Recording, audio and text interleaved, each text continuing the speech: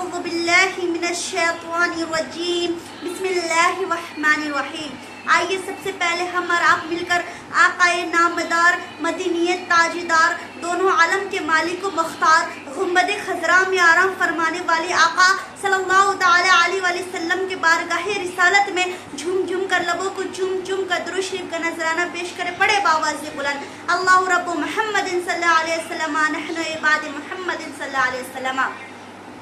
कि फिक्रे रसूल के लिए फिक्रे रसूल जिंदा है, कि फिक्रे रसूल के लिए फिक्रे रसूल जिंदा है। चमन में रह के फूलों की हार जिंदा है, कि चमन में रह के फूलों के हार जिंदा है। लगा के नारे रिसालत बताते हैं हम जमाने को, कि लगा के नारे रिसालत बताते हैं हम जमाने को। हम वही लोग हैं जिनका रसूल जिंदा है, हम वही लोग हैं जिनका रसूल जिंदा है। और उनके समझ में कहाँ ये उसूल आते हैं, कि उनके समझ में कहाँ ये उसूल आते हैं कि फूलों के पौधे में ही फूल आते हैं। इसलिए हम मनाते हैं नबी का मिलाद, इसलिए हम मनाते हैं नबी का मिलाद। हमारी हर महफिल में हुजूर तशरीफ लाते हैं, हमारी हर महफिल में हुजूर तशरीफ लाते हैं। मैं आपको बताती चलूं, कब्र की अजाब इतनी दर्दनाक होती है, इतनी भयानक होती है कि रसूल करीम सल्लल्लाहु ताला अलैहि वसल्लम ने इरशाद फरमाया, जब मुर्दे को कब्र में उतारा जाता है तो कब्र मुर्दे को इस तरीके से दबाती है जैसे दो पसली एक दूसरे को दबाती है, उसी तरीके से कब्र मुर्दे को दबाता है। जरा सोचे तो सही, कब्र की उस भयानक रात कितनी खौफनाक होगी जब हमें कब्र में उतारा जाएगा। अरे जरा सोचे तो सही, वो भयानक रात कितनी भयानक होगी जब हमें कब्र में उतारा जाएगा।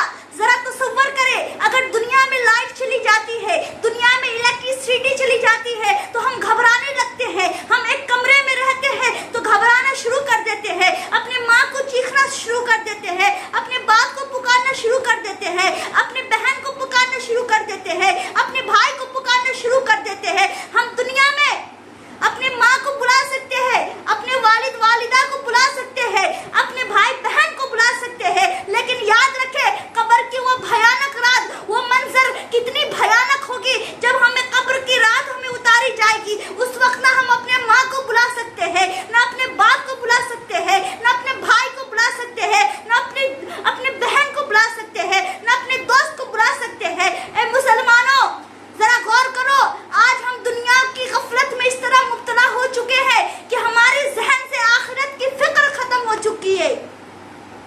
कब्र की रात इतनी दर्दनाक होगी, इतनी खौफनाक होगी। अल्लाह तबारक व तआला ने इरशाद फरमाया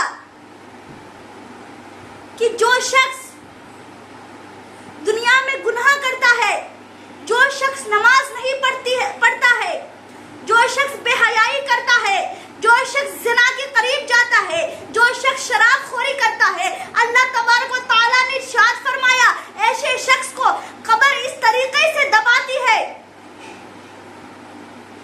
कब्र इस तरीके से दबाती है जैसे मिट्टी एक दूसरे को दबाती है। अपने दिल में अल्लाह का खौफ पैदा करे, अपने दिल में आखिरत का खौफ पैदा करे। एक मर्तबा हुजूर अक़दस सल्लल्लाहु ताला अलैहि वसल्लम मेराज से घर को तशरीफ लाते हैं। कहाँ से तशरीफ लाते हैं? मेराज को। अल्लाह तबारक व तआला जब मेराज को घर को तशरीफ लाते हैं तो एक कमरे में बंद हो जाते हैं, एक कमरे में बंद हो जाते हैं और आका सल्लल्लाहु ताला अलैहि वसल्लम सजदे में चले जाते हैं। रो रो कर उनका बुरा हाल हो जाता है। तमाम सहाबे रसूल करीम सल्लल्लाहु ताला अलैहि वसल्लम के बारगाह रिसालत में हाजिर होते हैं, दरवाजे पे दस्तक देते हैं, लेकिन हुजूर अक़दस सल्लल्लाहु ताला अलैहि वसल्लम दरवाजा नहीं खोलते। तब उनकी बेटी, उनके शहजादी सैयदा फातिमा तो ज़हरा आका सल्लल्लाहु ताला अलैहि वसल्लम के बारगाह रिसालत में हाजिर होती है और दरवाजे को दस्तक देती है और फरमाती है, ए